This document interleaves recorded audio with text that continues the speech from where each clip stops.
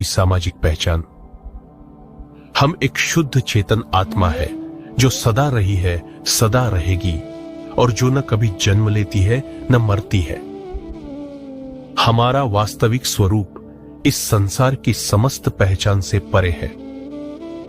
जब हम आत्मज्ञान की ओर पहला कदम बढ़ाते हैं तो हमें सबसे पहले अपने मन को जानना होता है। यह मन ही वह माध्यम है जिससे हम संसार को देखते हैं, लेकिन यह मन भ्रमों, विकारों और वासनाओं से भरा हुआ है। इसलिए हमें बार बार मोह माया में फंसा देता है। इसलिए आत्मज्ञान की पहली सीढ़ी है मन को शांत करना और विचारों को समझना। विचार ही हमारे जीवन को बनाते हैं।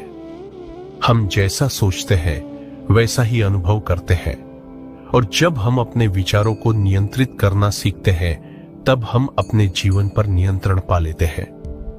ध्यान साधना, सत्संग और आत्मचिंतन, ये सब आत्मज्ञान की ओर बढ़ने के प्रभावशाली साधन है। जो व्यक्ति आत्मज्ञान प्राप्त कर लेता है वह संसार में रहते हुए भी संसार से अलिप्त हो जाता है। वह अपने कर्तव्यों को पूरे समर्पण से निभाता है, लेकिन किसी फल की अपेक्षा नहीं करता।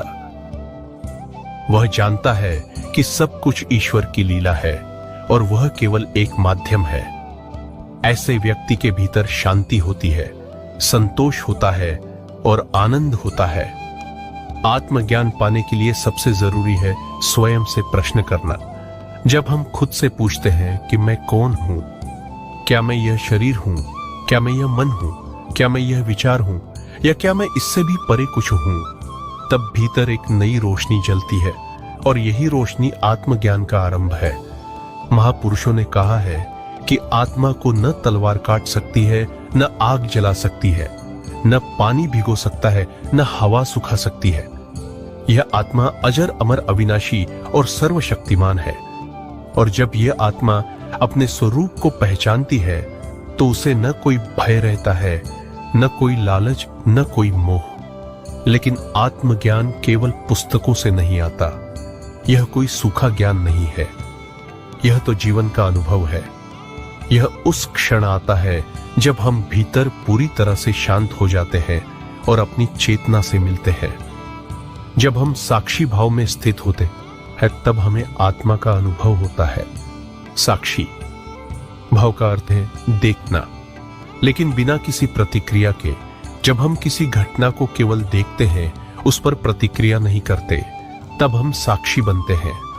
यह भाव धीरे धीरे हमें अपने विचारों, भावनाओं से भी अलग करता है, और तब हम समझते हैं कि हम न तो विचार है न भावना, हम तो केवल शुद्ध चेतना है।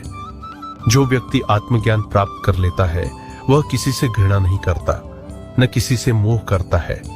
वह सबको एक ही आत्मा का रूप मानता है। उसके लिए कोई भेदभाव नहीं होता, न जाति का, न धर्म का, न भाषा का, न रूप रंग का। उसकी दृष्टि समत्व में स्थित हो जाती है। जीवन में आत्मज्ञान के बिना हम बाहरी उपलब्धियों में उलझे रहते हैं। हमें लगता है कि ज्यादा कमाई, ज्यादा संपत्ति और अधिक सम्मान हमें सुख देंगे, लेकिन जितना हम बाहर दौड़ते हैं उतना ही भीतर खालीपन बढ़ता है। आत्मज्ञान उस भीतर के खालीपन को भरने वाला अमृत है। यह वह शक्ति है जो हमें पूर्णता का अनुभव कराती है। आत्मज्ञान के मार्ग में सबसे बड़ा सहयोगी होता है एक सच्चा गुरु। गुरु वह होता है जो स्वयं आत्मा को जान चुका होता है और हमें उस पथ पर ले चलता है। बिना गुरु के यह मार्ग कठिन है, क्योंकि अज्ञानता की गहराई में हम खुद को भटका देते हैं। गुरु हमें अंधकार से प्रकाश की ओर ले जाता है। संत कबीर ने कहा है, साधो देखो जग बोराना, साचा कहा तो मारंधाए, झूठे जगपति आना। इसका अर्थ है कि जब कोई व्यक्ति सत्य बोलता है, आत्मा की बात करता है, तो लोग उसे पागल समझते हैं, क्योंकि यह संसार सत्य से नहीं भ्रम से बंधा हुआ है। इसलिए आत्मज्ञान की यात्रा एक साहसिक यात्रा है।